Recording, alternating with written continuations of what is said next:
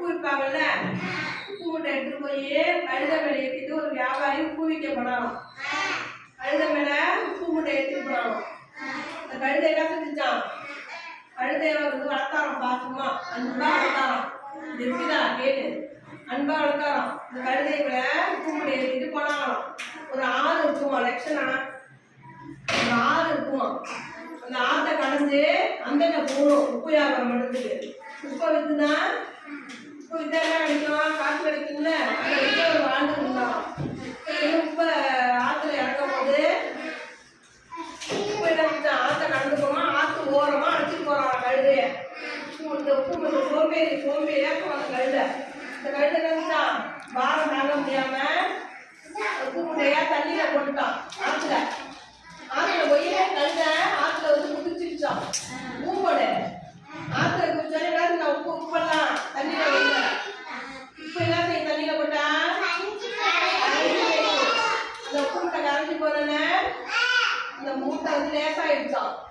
திருப்பி இந்த வியாபாரம் என்ன பண்ணானா, உப்பு மூட்டையெல்லாம் கரைஞ்சிட்டுனா வியாபாரம் ஆகாதுல்ல, நஷ்டம் தானே வருது.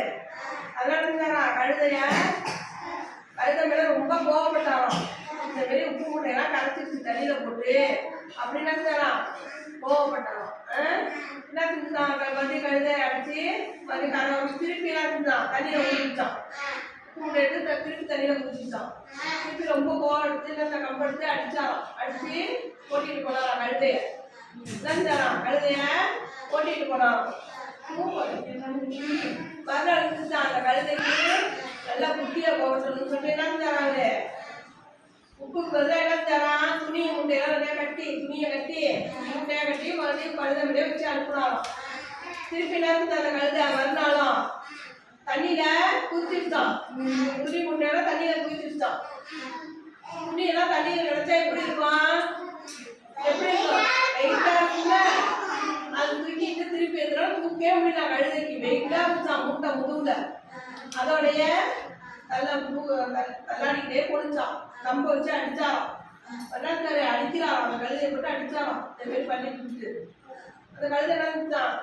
நம்ம தப்பு பண்ணிட்டோம், நம்ம விசுவாசமா இல்லாம சாப்பாடெல்லாம் போட்டு வளர்க்கறதுனா கழுதைய விசுவாசமா நன்றியோட போட்டுதான் இருக்கு.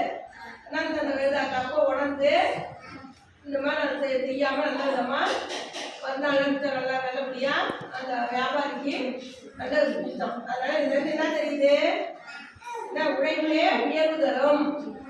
உழைச்சா பலன் கிடைக்கும். சோம்பேறியா இருக்கக்கூடாது யாரும். நல்லா உழைச்சி சம்பாதிக்கணும்.